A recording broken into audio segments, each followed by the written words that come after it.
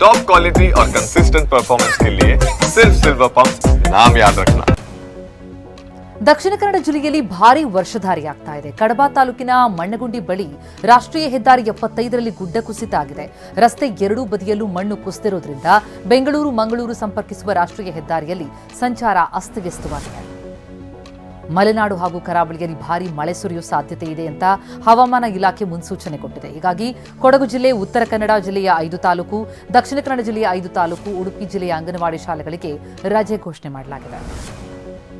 ಬಿಹಾರದ ಬೋಧ್ಗಯಾದ ಬತಾಸ್ಪುರ್ನಲ್ಲಿ ಪ್ರವಾಹ ಉಂಟಾಗಿದ್ದು, ರಣಮಳೆಗೆ ಪ್ರವಾಹದಿಂದಾಗಿ ಊರು ಕೇರಿ ಎನ್ನದೆ ಎಲ್ಲ ಕಡೆ ಪ್ರವಾಹ ನುಗ್ಗಿ ಬರ್ತಾ ಇದೆ. ಪ್ರವಾಹದ ಹೊಡೆತಕ್ಕೆ ರಸ್ತೆ ಸಂಪೂರ್ಣ ಕೊಚ್ಚಿಕೊಂಡು ಹೋಗಿದ್ದು, ಸಂಪರ್ಕ ಬಂದ್ ಆಗಿದೆ.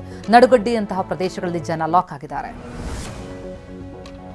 ಪಂಜಾಬ್ನಲ್ಲೂ ಮಳೆಯ ಆರ್ಭಟ ಅಷ್ಟಿಷ್ಟಲ್ಲ. ಬಿಟ್ಟು ಬಿಡದೆ ಸುರಿದ ಮಳೆಯಿಂದಾಗಿ ಜುರ್ಕಾಪುರ್ ಎಂಬಲ್ಲಿ ರಸ್ತೆ ಮಾಯವಾಗಿದೆ. ವಾಹನ ಸವಾರರಂತೂ ಜೀವ ಕೈಯಲ್ಲಿಡಿದು ಸಂಚಾರ ಮಾಡ್ತಿದ್ದಾರೆ. ಪ್ರಯಾಗ್ರಾಜ್ನಲ್ಲಿ ಗಂಗಾ ನದಿಗೆ ಅಪಾರ ಪ್ರಮಾಣದ ನೀರು ಹರಿದು ಬಂದಿದೆ. ಇದರಿಂದಾಗಿ ಘಾಟ್ಗಳು ಸಂಪೂರ್ಣ ಮುಳುಗಿ ಹೋಗಿವೆ. ತೀರ್ಥ ಸ್ನಾನಕ್ಕೆ ಯಾರೂ ಇಳಿಯದಂತೆ ಕಟ್ಟೆಚ್ಚರ ವಹಿಸಲಾಗಿದೆ. ಇಂದು ರಾಜ್ಯ ಸಚಿವ ಸಂಪುಟ ಸಭೆ ನಡೆಯುತ್ತೆ. ಸಿದ್ದರಾಮಯ್ಯ ನೇತೃತ್ವದಲ್ಲಿ ನಡೆಯಲಿರುವಂತಹ ಈ ಸಭೆಯಲ್ಲಿ 10 ಹಲವು ನಿರ್ಧಾರಗಳನ್ನು ಕೈಗೊಳ್ಳುವ ನಿರೀಕ್ಷೆ ಇದೆ. ಪರಮಾಣು ವಿದ್ಯುತ್ ಸ್ಥಾವರ ಸ್ಥಾಪನೆ, ಮೈಸೂರು ವಿಶ್ವವಿದ್ಯಾಲಯದಲ್ಲಿ ಡಾಕ್ಟರ್ ಬಿಆರ್ ಅಂಬೇಡ್ಕರ್ ಸಂವಿಧಾನ ಪೀಠ ಸ್ಥಾಪನೆ, ಬೆಳಗಾವಿ ಜಿಲ್ಲೆಯ ಕಿತ್ತೂರು ತಾಲೂಕಿನ ಕಿತ್ತೂರು ಕೋಟೆ ಆವರಣದಲ್ಲಿ ಥೀಮ್ ಪಾರ್ಕ್ ನಿರ್ಮಾಣ ಕಾಮಗಾರಿ ಸೇರಿದಂತೆ ಹಲವು ನಿರ್ಧಾರ ಕೈಗೊಳ್ಳುವ ನಿರೀಕ್ಷೆ ಇದೆ. ಯಾದಗಿರಿಯ ಕಸ್ತೂರ್ಬಾ ಗಾಂಧಿ ಬಾಲಕಿಯರ ವಸತಿ ನಿಲಯದಲ್ಲಿ ವಿದ್ಯಾರ್ಥಿನಿಯರಿದ್ದಲೇ ಶೌಚಾಲಯ ಸ್ವಚ್ಛಗೊಳಿಸಲಾಗಿದೆ. ಮಕ್ಕಳ ಕೈಯಿಂದ ಶೌಚಾಲಯ ಸ್ವಚ್ಛಗೊಳಿಸುವ ವಿಡಿಯೋ ಸ್ಥಳೀಯರ ಮೊಬೈಲ್ನಲ್ಲಿ ಸೆರೆಯಾಗಿದೆ. ಮುಖ್ಯ ಶಿಕ್ಷಕಿ ನಿವೇದಿತಾ ಪಟ್ಟೇದಾರ್ ಹಾಗೂ ವಾರ್ಡನ್ ರೇಣುಕಾ ಅವರು ಮಕ್ಕಳ ಕೈಯಿಂದಲೇ ಕೆಲಸ ಮಾಡಿಸಿದ್ದಾರೆ ಅಂತ ಆರೋಪಿಸಲಾಗಿದೆ. ಚಿತ್ರದುರ್ಗದ ರೇಣುಕಾಸ್ವಾಮಿ ಕೊಲೆ ಪ್ರಕರಣದ ಆರೋಪಿ ನಟ ದರ್ಶನ್ ಜಾಮೀನು ಭವಿಷ್ಯ ಇವತ್ತು ಸುಪ್ರೀಂ ಕೋರ್ಟ್ನಲ್ಲಿ ನಿರ್ಧಾರ ಆಗುತ್ತೆ. ದರ್ಶನ್ ಸೇರಿದಂತೆ 7 ಆರೋಪಿಗಳ ಜಾಮೀನನ್ನು ರದ್ದುಗೊಳಿಸುವಂತೆ ಕೋರಿ ಕರ್ನಾಟಕ ಸರ್ಕಾರ ಸುಪ್ರೀಂ ಕೋರ್ಟ್ ಮೊರೆ ಹೋಗಿದ್ದು, ಇವತ್ತು ಆದೇಶ ಹೊರಬೀಳಲಿದೆ. ಎಲ್ಲ ಆರೋಪಿಗಳಿಗೆ ಕರ್ನಾಟಕ ಹೈಕೋರ್ಟ್ ಜಾಮೀನು ಮಂಜೂರು ಮಾಡಿತ್ತು. ಶ್ರೀರಂಗಪಟ್ಟಣ ಶಾಸಕ ರಮೇಶ್ ಬಂಡಿಸಿದ್ದೇಗೌಡ ಬೆಂಬಲಿಗ ಗುಂಡಾಗಿರಿ ಪ್ರದರ್ಶಿಸಿದ್ದಾನೆ. ವೈರಮುಡಿ ಎಂಬಾತ ಕೆಆರ್ಎಸ್ ಗ್ರಾಮ ಪಂಚಾಯತ್ಗೆ ತೆರಳಿ ಪಿಡಿಒ ಶೋಭಾರಾಣಿಯವರಿಗೆ ಅವಾಚ್ಯ ಶಬ್ದಗಳಿಂದ ನಿಂದಿಸಿದ್ದಾನೆ. ಖಾತೆ ಮಾಡಿಕೊಡುವ ವಿಚಾರದಲ್ಲಿ ಕಚೇರಿ ಮುಂದೆ ಕಾರು ಅಡ್ಡ ನಿಲ್ಲಿಸಿ ದರ್ಪ ಪ್ರದರ್ಶಿಸಿದ್ದಾನೆ.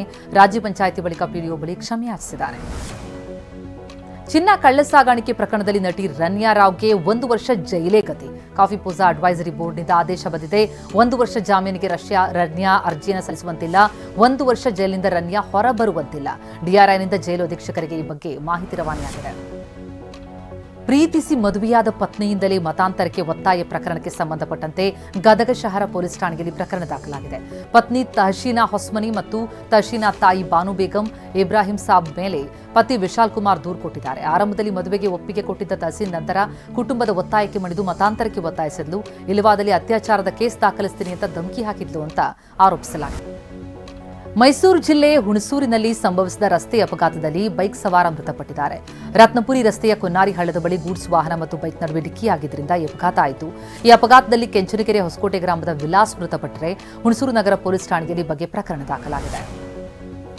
ಮಂಡ್ಯ ಜಿಲ್ಲೆಯ ಶ್ರೀರಂಗಪಟ್ಟಣದಲ್ಲಿ ಮನೆಗಳ್ಳತನ ನಡೆದಿದ್ದು, ಹೊಸ ಉಂಡುವಾಡಿ ಗ್ರಾಮದ ಸುನಂದ ಎಂಬುವರ ಮನೆಗೆ ನುಗ್ಗಿದ ಕಳ್ಳರು 84 ಗ್ರಾಂ ಚಿನ್ನ, 150 ಗ್ರಾಂ ಬೆಳ್ಳಿ, 85,000 ನಗದು ದೋಚಿ ಪರಾರಿಯಾಗಿದ್ದಾರೆ. ಕೆಆರ್ಎಸ್ ಪೊಲೀಸ್ ಠಾಣೆಯಲ್ಲಿ ಪ್ರಕರಣ ದಾಖಲಾಗಿದೆ. ಉತ್ತರ ಪ್ರದೇಶದಲ್ಲಿ ಧಾರ್ಮಿಕ ಮತಾಂತರ ಜಾಲ ಪತ್ತೆ ಪ್ರಕರಣ ಸಂಬಂಧ ಇಡಿ ದಾಳಿ ನಡೆಸಿದೆ. ಉತ್ತರ ಪ್ರದೇಶ, ಮುಂಬೈ ಸೇರಿ 14 ಕಡೆ ಇಡಿ ದಾಳಿಯಾಗಿದ್ದು, ಮತಾಂತರ ಜಾಲದ ಮುಖ್ಯಸ್ಥ ಚಂಗೂರ್ ಬಾಬಾ ಜೊತೆ ನಂಟು ಹಿನ್ನೆಲೆಯಲ್ಲಿ ಹಲವರ ಮನೆ ಮತ್ತು ಕಚೇರಿ ಮೇಲೆ ದಾಳಿಯಾಗಿದೆ. ಅಹಮದಾಬಾದ್ನಲ್ಲಿ ದುರಂತಕ್ಕೀಡಾದಂತಹ ವಿಮಾನದ ಇಂಧನ ಸ್ವಿಚ್ನಲ್ಲಿ ಯಾವುದೇ ದೋಷ ಇರಲಿಲ್ಲ ಅಂತ ಏರ್ ಇಂಡಿಯಾ ತಿಳಿಸಿದೆ. ಬೋಯಿಂಗ್ 787 ವಿಮಾನ ನಿಯಂತ್ರಣ ಸ್ವಿಚ್ ಪರಿಶೀಲನೆ ನಡೆಸಿದ್ದು, ಯಾವುದೇ ದೋಷ ಕಂಡು ಬಂದಿಲ್ಲ ಅಂತ ಏರ್ ಇಂಡಿಯಾ ಹೇಳಿದೆ. ಇಂಧನ ಸ್ವಿಚ್ ಆಫ್ ಆಗಿದ್ದರಿಂದಲೇ ದುರಂತ ಉಂಟಾಗಿತ್ತು ಅಂತ ವಿಮಾನ ಅಪಘಾತ ತನಿಖಾ ಬ್ಯೂರೋ ಪ್ರಾಥಮಿಕ ತನಿಖಾ ವರದಿ ಹೇಳಿತ್ತು. ಬಾಹ್ಯಾಕಾಶದಿಂದ ವಾಪಸ್ಸಾದ ಶುಭಾಂಶು ಶುಕ್ಲಾ ಅವರನ್ನ ಅವರ ಪತ್ನಿ ಮತ್ತು ಪುತ್ರ ಸ್ವಾಗತಿಸಿದ್ದಾರೆ. ಭೂಮಿಗೆ ವಾಪಸ್ಸಾದ ಬಳಿಕ ಮೊದಲ ಬಾರಿಗೆ ತಂದೆಯನ್ನು ನೋಡಿ ಖುಷಿಪಟ್ಟ ಪುತ್ರ ಮತ್ತು ಪತ್ನಿ ಅಪ್ಪುಗೆಯ ಸ್ವಾಗತ ಕೊಟ್ಟರು. ಅಮೆರಿಕದ ಹ್ಯೂಸ್ಟನ್ನಲ್ಲಿ ವೈದ್ಯಕೀಯ ಪರೀಕ್ಷೆಗಳು ಮುಗಿದ ಬಳಿಕ ಶುಭಾಂಶು ಶುಕ್ಲಾ ಪತ್ನಿ ಪುತ್ರನನ್ನ ಭೇಟಿಯಾಗಿದ್ದಾರೆ. ಮೈಸೂರಿನಲ್ಲಿ ಚಾಮುಂಡೇಶ್ವರಿ ವರ್ಧಂತಿ ಮಹೋತ್ಸವದ ಸಂಭ್ರಮ ಮನೆ ಮಾಡಿತು. ಬೆಳಗಿನಿಂದಲೇ ತಾಯಿಗೆ ಅಭ್ಯಂಜನ ಸ್ನಾನ, ರುದ್ರಾಭಿಷೇಕ, ಪಂಚಾಮೃತ ಅಭಿಷೇಕ, ಕುಂಕುಮಾರ್ಚನೆ ಸೇರಿದಂತೆ ವಿವಿಧ ಪೂಜಾ ಕೈಂಕರ್ಯ ನಡೆದಿದೆ. ನಾಡದೇವತೆಯ ದರ್ಶನಕ್ಕೆ ಭಕ್ತ ಸಾಗರ ಹರಿದು ಬಂದಿದ್ದು, ಸರತಿ ಸಾಲಲ್ಲಿ ನಿಂತು ಭಕ್ತರು ದೇವಿಯ ದರ್ಶನ ಪಡೆದಿದ್ದಾರೆ. ಚಾಮುಂಡೇಶ್ವರಿ ದೇವಿಯ ವರ್ಧಂತಿ ಹಿನ್ನೆಲೆ ಮಂಡ್ಯ ಜಿಲ್ಲೆ ಶ್ರೀರಂಗಪಟ್ಟಣದ ಚಾಮುಂಡೇಶ್ವರಿ ದೇಗುಲದಲ್ಲೂ ವಿಶೇಷ ಪೂಜೆ ಸಲ್ಲಿಸಲಾಗ್ತಾ ಇದೆ. ದೇವಿಯನ್ನ 1 ಲಕ್ಷ ತಿಂಡಿ ತಿನಿಸುಗಳಿಂದ ಸಿಂಗರಿಸಲಾಗಿದೆ.